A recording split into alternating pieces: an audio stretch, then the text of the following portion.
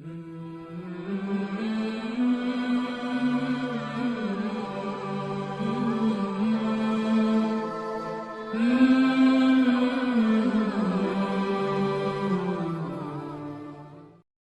باللہ من الشیطان الرجیم بسم اللہ الرحمن الرحیم ولا تتمنوا ما فضل اللہ، اور ہوس مت کرو، تمنا مت کرو، ما فضل اللہ بہ بعضکم علی بعض، جس چیز میں اللہ تعالیٰ نے بڑائی دی ہے ایک کو دوسرے پر۔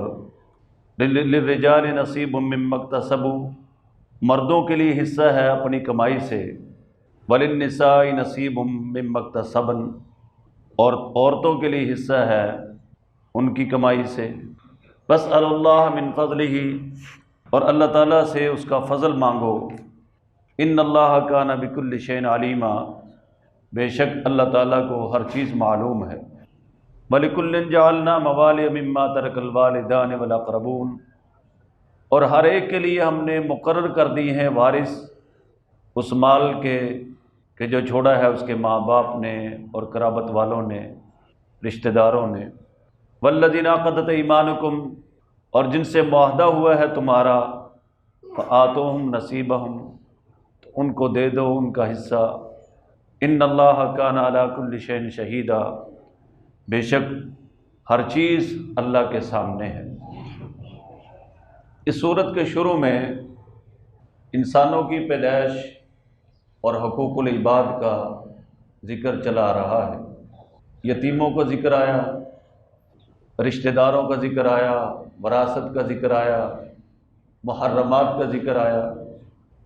آج کے اس مسئلے میں اس آیت کے شان نزول کے بارے میں لکھا ہے کہ کچھ عورتیں یا ام سلمہ رضی اللہ تعالی عنہا، ام سلمہ نبی کریم صلی اللہ علیہ وآلہ وسلم کی گھر والی تھی، اور اللہ تعالیٰ نے ان کو بڑی سمجھداری عطا فرمائی تھی۔ تو یاد رکھیں یہ نبی پاک صلی اللہ علیہ وسلم کے رضائی بھائی تھے عبداللہ بن زمع، پہلے یہ ان کے نکاح میں تھی، اور یہ ان لوگوں میں سے تھے جنہوں نے حبشہ کی طرف بھی ہجرت کی اور مدینہ کی طرف بھی ہجرت کی۔ تو ان کا انتقال ہو گیا عبداللہ بن زمع کا۔ ان کی ایک بیٹی تھی زینب بنت ام سلمہ اور عمر بن ابی سلمہ۔ اب حضرت ام سلمہ رضی اللہ تعالیٰ عنہ پریشان تھی کہ ان کے جو رشتہ دار تھے وہ تو سارے کافر اور مشرک تھے، تو کیا معاملہ ہوگا، خامد بھی نہیں۔ تو جب ان کی عدت گزر گئی تو نبی پاک صلی اللہ علیہ وسلم نے نکاح کا پیغام بھیجا تاکہ ان کی پریشانی ختم ہو جائے۔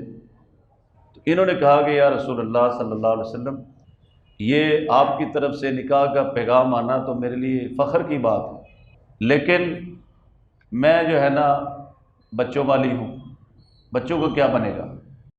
تو آپ علیہ الصلوۃ والسلام نے فرمایا کہ اللہ تعالیٰ مسبب الاسباب ہے، میں اسی لیے نکاح کرنا چاہتا ہوں کہ بچوں کی تربیت ہو جائے اور عالم الاسباب میں ان کے لیے رزق کا سبب بن جائے۔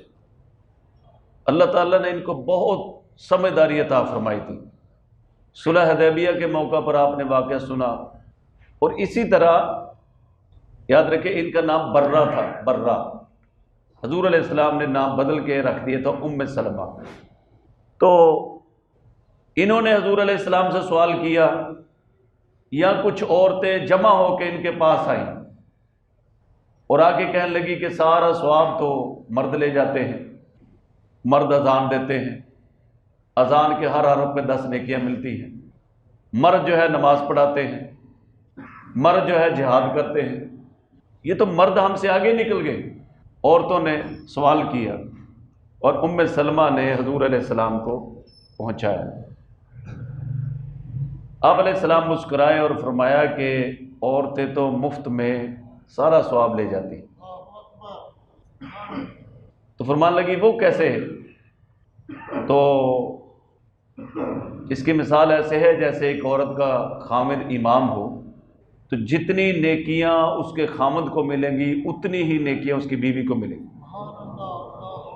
اور جس عورت کا خامد جج ہو، مؤذن ہو، قاضی ہو، جو جتنا وہ ثواب کمائے گا اتنا ہی اس عورت کو بھی ملے گا۔ اس لیے کہ عورت اس کے لیے روٹی پکا رہی ہے، کپڑے دھو رہی ہے، اس کے گھر کی حفاظت کر رہی ہے، تو وہ اس کے ثواب میں برابر کی شریک۔ حضور صلی اللہ علیہ وسلم نے ارشاد فرمایا من جہز غازیا فقد غزا، جس آدمی نے کسی مجاہد کو تیار کیا وہ ایسے ہے جیسے اس نے خود جہاد کیا۔ مجاہد کو سامان لے کر دے دیا، اسلحہ لے کر دے دیا، لڑنے کے لیے بھیج دیا، تو وہ ایسے ہے جیسے اس نے خود جہاد میں حصہ لیا۔ اور اسی طرح فرمایا کہ ومن خلف غازیا، جس آدمی نے پیچھے سے اس کے گھر کی حفاظت کی، مرد گھر میں نہیں ہے، کو گھر کا سامان لا کے دے دیا، ضرورتوں کو پورا کیا، تو اس کو بھی اتنا ہی ثواب ملے گا جتنا جہاد والے کو ثواب۔ انما الاعمال بالنیات، تو اعمال کا دار و مدار جو ہے وہ نیتوں پر ہے۔ اور دیکھیں اگر ایک آدمی مسجد کا امام ہے یا قاضی ہے یا جج ہے جو شرعی اعتبار سے فیصلے کرتے ہیں، ان کا تو اللہ کے ہاں بڑا مقام ہے، تو اگر اس کو گھر میں عورت روٹی نہ پکا کے دے، کپڑے نہ دھو کے دے، اس کے آرام اور راحت کا انتظام نہ ہو، تو وہ کیسے فیصلے کرے گا؟ وہ کیسے اذانیں دے گا؟ تو جتنا مردوں کو ثواب ملتا ہے اتنا ہی عورتوں کو بھی ثواب ملتا ہے، اور بغیر کسی مجبوری کے، اضطرار کے عورتوں کو گھر سے نہیں نکلنا چاہیے۔ اللہ تعالیٰ نے واضح طور پہ فرما دیا وَقَرْنَ فِي بُيُوتِكُنَّ، تم گھروں میں قرار پکڑو۔ بعض علماء سے سنا وَقَرْنَ فِي بُيُوتِكُنَّ، اس کے معنی میں وہ فرماتے ہیں کہ آپ نے چکی دیکھی ہے، ہاتھ سے چلاتے تھے چکی، تو اس کے درمیان میں ایک قلہ ہوتا ہے، اس کو کیا کہتے ہیں؟ قلے کو، ہاں جی، لوہے کی ہوتی ہے، تو ساری چکی گھومتی ہے، وہ قلہ نہیں گھومتا، وہ قلہ اپنی جگہ پہ برقرار رہتا ہے۔ تو اس طرح عورتیں جو ہے گھروں کے اندر کیا پکڑے؟ قرار پکڑے، بغیر کسی اضطرار کے اور مجبوری کے گھروں سے باہر نہ جائے۔ وَقَرْنَ فِي بُيُوتِكُنَّ وَلَا تَبَرَّجْنَ تَبَرُّجَ الْجَاهِلِيَّةِ الْأُولَىٰ، اور جاہلیت، پہلی جاہلیت والے جو ہے نا کام نہ کرتی پھرو، گھروں میں قرار پکڑو۔ جب تک کوئی مجبوری نہ ہو تو عورتیں گھروں سے باہر نہ نکلیں۔ ہاں مجبوری ہو، آپ صلی اللہ علیہ وسلم بعض مجبوریوں میں عورتیں بھی جہاد میں شریک ہوئی، وہ علاج وغیرہ کرتی تھی اور پانی وغیرہ پلاتی تھی مجاہدین کو، لیکن اگر مجبوری نہیں ہے تو عورتیں جو ہے وہ گھروں میں قرار پکڑے۔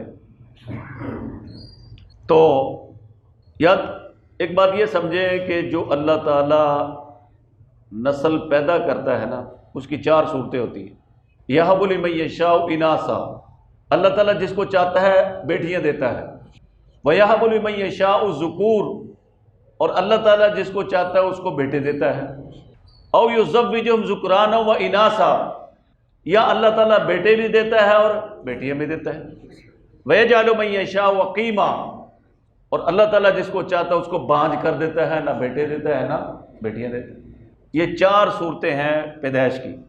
ہمارے استاد جی فرماتے کہ ایک آدمی تھا، اس کی بیوی بڑی پریشان تھی، اولاد نہیں تھی، تو اس نے اس کو تسلی دینے کے لیے سمجھایا کہ اللہ کی بندی دیکھو، اولاد کے پیدا ہونے کی نہ ہونے کی چار صورتیں ہیں، اور یہ چاروں ہی انسانوں پہ اللہ نے پوری بھی کرنی ہے۔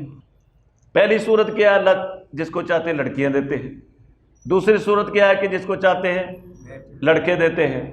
اور تیسری صورت کیا ہے؟ جس کو چاہتے ہیں لڑکیاں بھی دیتے ہیں اور لڑکے بھی دیتے ہیں۔ اور چوتھی صورت کیا ہے؟ کسی کو بھاج کر دیتے ہیں، کچھ بھی نہیں دیتے۔ تو یہ بھی تو اللہ کا حکم کسی پر پورا ہونا ہے نا، تو اللہ نے اس کے پورا کرنے کے لیے ہمیں چن لیا ہے، تو اس میں افسوس کرنے کی کیا بات ہے؟ اللہ سے مانگتے رہیں، لیکن اللہ دے تب بھی راضی ہو جائے، نہ دے تو تب بھی راضی ہو۔ آخر چوتھی صورت بھی تو ہونی ہے نا۔ یہ بات ذہن میں رکھیں کہ اولاد کون دیتا ہے؟ اللہ۔ اولاد کون دیتا ہے؟ اللہ۔ لڑکے کون دیتا ہے؟ اللہ۔ اور لڑکیاں؟ اللہ۔ اور کچھ بھی نہیں دیتا۔ یہ کس کے اختیار میں ہے؟ اللہ کے اختیار میں۔ اس میں بھائی بیوی کو کسی کی بیٹی کو تانے نہیں دینے چاہیے۔ لوگوں نے وہ محاورہ بنایا ہوا ہے کہ دولت کس کے نصیب کی ہے؟ عورت کے، اور کیا اولاد مرد کے نصیب کی ہے۔ تو مرد اتنے بھی بد نصیب نہیں ہوتے، یہ اللہ کی طرف سے فیصلے ہوتے ہیں۔ کئی پیغمبر ایسے گزرے ہیں جن کو اولاد نہیں دی اللہ نے، دنیا سے چلے۔ تو ہم کیا ہیں؟ ہم انسان ہیں۔ تو اس نے اپنی بیوی کو تسلی دی کہ اللہ نے جو 4 صورتیں بیان کی ہیں نا، یہ چوتھی صورت بھی تو کسی پر پوری ہونی ہے۔ تو اگر اللہ ہمیں نہیں دے رہے تو ہو سکتا اللہ ہم پہ یہ چوتھی صورت پوری کر، اس میں افسوس کی کیا بات ہے؟ تو بہرحال عورتوں کو سمجھایا گیا کہ کوئی یہ تمنا نہ کرے کہ ہم جو ہے نا مرد ہو جاتے۔ مردوں کو پیدا کرنا بھی اللہ کی حکمت ہے، عورتوں کو پیدا کرنا بھی اللہ تعالیٰ کی حکمت ہے۔ فرمایا وَلَا تَتَمَنَّوْا مَا فَضَّلَ اللَّهُ بِهِ بَعْضَكُمْ عَلَىٰ بَعْضٍ، اور تمنا نہ کریں اس کی جو اللہ تعالیٰ نے تم میں سے ایک کو دوسرے پر فضیلت بخشی ہے۔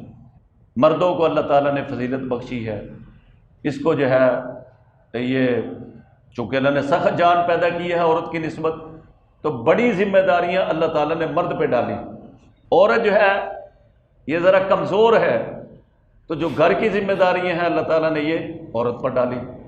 اب عورتیں کہیں ہمیں مرد کیوں نہیں بنایا، یہ تمنا نہ کرو۔ اللہ پاک کی حکمت ہے، مرد بنانے میں بھی اس کی حکمت ہے، عورت بنانے کے اندر بھی اس کی حکمت ہے۔ اگر مرد ہی مرد ہوتے پھر بھی یہ نظام نہیں چل سکتا تھا، عورتیں ہی عورتیں ہوتی پھر بھی یہ نظام نہیں چل سکتا تھا۔ مرد بھی ہونے چاہیے، عورتیں بھی ہونے چاہیے، یہ قیامت تک نسل انسانی کے چلانے کا اللہ تعالیٰ نے ذریعہ بنایا ہے۔ وَلَا تَتَمَنَّوْا، اور تمنا نہ کریں، ہوس نہ کریں اس کی جو اللہ تعالیٰ نے تم میں سے ایک کو دوسرے پر فضیلت بخشی ہے۔ لِلرِّجَالِ نَصِيبٌ مِّمَّا اكْتَسَبُوا، مردوں کے لیے ہے جو انہوں نے کمائی کی، نیکیاں کمائی، یہ ان کو ملیں گی۔ وَلِلنِّسَاءِ نَصِيبٌ مِّمَّا اكْتَسَبْنَ، اور عورتوں کے لیے ہے جو انہوں نے کمائی کی۔ یعنی ایسا نہیں ہوگا کہ عورتوں کو جو انہوں نے نیکیاں کمائی ہیں ان کو اس کا جو ہے نا ثواب نہیں ملے گا۔ کیوں نہیں ملے گا؟ جس طرح مردوں کو ثواب ملے گا ویسے ہی عورتوں کو بھی ثواب ملے گا۔